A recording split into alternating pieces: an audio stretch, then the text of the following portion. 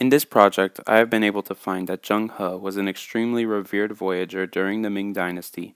In recent years, however, the Chinese Communist Party have resurfaced and spoken of his voyages throughout Asia as an integral tool in defining and validating their expansion and acquisitions of new lands.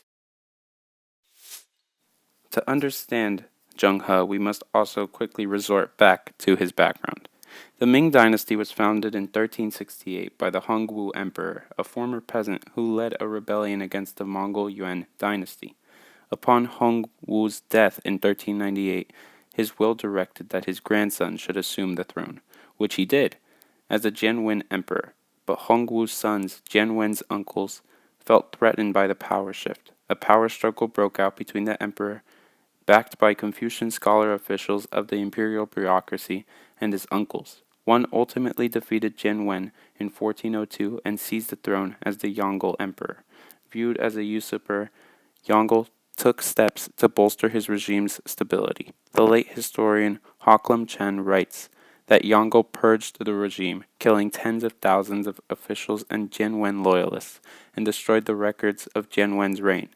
Yongle moved the capital to his northern power base, the city of Beiping, which stood for Northern Peace, which he rebuilt and renamed Beijing, which stands for Northern Capital. His ultimate security, however, required demonstrating legitimacy. The Hongwu Emperor had tried to revive what Western scholars would term the tributary system, rituals through which rulers of polities like Vietnam, Japan, and Korea acknowledged the Chinese emperor as their superior in return for gifts.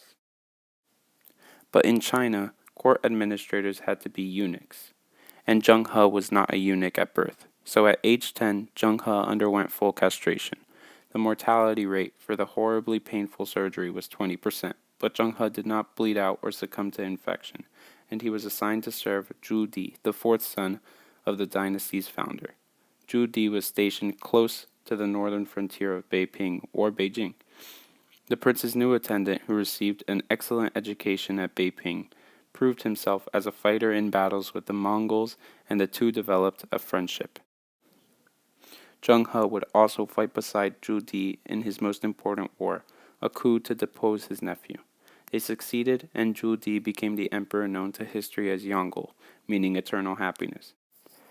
Yongle took this practice to new heights by commissioning his trusted court eunuch, Zheng He, to assemble a fleet and extend the system. The first of 6 expeditions sailed at the beginning of the 15th century. The fleets did not head into the unknown, like Christopher Columbus's voyages. They visited ports where Chinese merchants had long been active. The fleets Zheng He was commanding were massive, and massively armed as well. The expeditions aimed to overwhelm local subjects with the grandeur and authority of the Ming court. Setting sail more than 600 years ago, Zheng's armada made 7 epic voyages, reaching Southeast Asia, the Middle East, and Africa. Zheng, known as the Three-Jewel Eunuch Admiral, carried gifts from the Chinese emperor aboard his treasure ship, which groaned with valuable cargo including gold, porcelain, and silks. These were exchanged along with the established Arab trade routes for ivory, myrrh, and even China's first giraffe, promoting recognition of the new Ming dynasty. But within years of his death, Zheng appeared to fade from public consciousness, and for centuries his legend was overlooked as China turned its back on the world and entered a long period of isolation.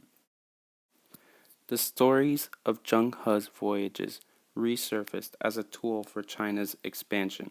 In the Diplomat's article, Zheng He's Voyages and the Symbolism Behind Xi Jinping's Belt and Road Initiative by Paul Musgrave and Daniel Nexon, it tries to explain Xi's reason for the Belt and Road push. Xi's reason also seems to provide domestic political legitimacy for the Chinese Communist Party. In 2013, Xi invoked the legacy the Han Dynasty's envoy, Zhang Qian, the founder of the Silk Road, linking ancient China to Central Asia, Persia, and Rome. In May 2017, Xi referenced another Chinese official, the Ming Dynasty's Admiral Zheng He, who led maritime expeditions to Southeast Asia, India, and Africa in the 1400s Common Era. Xi described Zhang and Zheng as friendly emissaries leading camel caravans and sailing treasure-loaded ships who built a bridge for peace and East-West cooperation. Such images underscore Beijing's message about the peaceful, cooperative nature of the Belt and Road Initiative. They also leave no doubt about China's leadership role. The New York Times also explains how Mr. Xi held the Beijing Forum to showcase his One Belt, One Road initiative, which is aimed at creating a modern version of the Silk Road, a network of trading routes from China to Africa and Europe. Dozens of world leaders, including President Vladimir Putin of Russia, attended. Many of them praised Mr. Xi's visions, which he first voiced in 2013, and were enthusiastic about locating projects in their countries, financing them, building them, or managing them. The plan offers many ways countries can participate. Britain and Singapore, for instance, seem to be eager to handle private financing. These projects can also lead to a lower rate of poverty.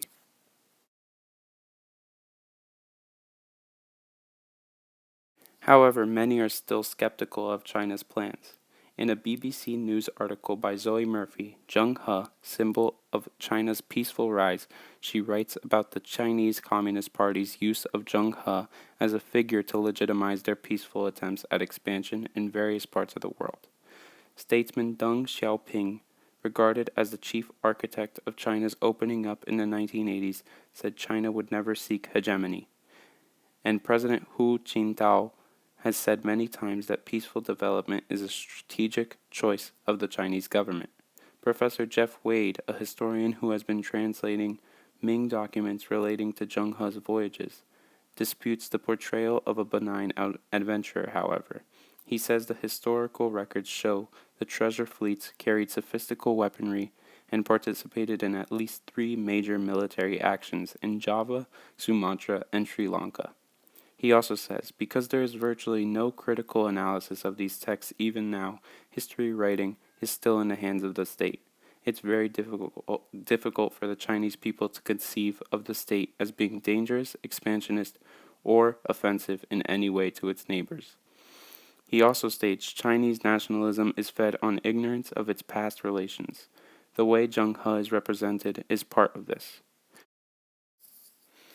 These comments by Professor Jeff Wade were highly disputed by the International Zheng He Society in Singapore, as considered Western thought, and says the battles that Zheng He was embroiled in were either retaliatory or an effort to rid the high seas of pirates. These incidents were hardly the nature of true battle, but instead vividly signify the peaceful diplomacy of Zheng He, said spokesman Chen Jin-chin. China uses these examples to form a perception of China's peaceful form of foreign diplomacy, especially in regard to the Belt and Road Initiative.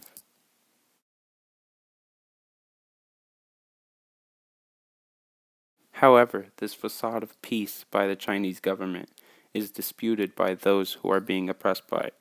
An example of this is through the Australian's article Discovery of Yongle Tongbao suggests Zheng He made it to Africa ahead of the Europeans by Jerome Starkey. China has invested more than $100 billion across Africa since 2010, but the head of Nigeria's central bank accused Beijing of a new form of imperialism, while President Zuma of South Africa said that it was time for more equitable balance of trade. Today, Beijing's focus is on African minerals, although a Chinese man was convicted of smuggling 439 pieces of ivory through Kenya yesterday, part of a poaching crisis that has been spiraled out of control. We can see through these examples and sources that the Chinese Communist Party have been using Zheng He and his voyages as a tool to push their agenda into expanding their foreign policy.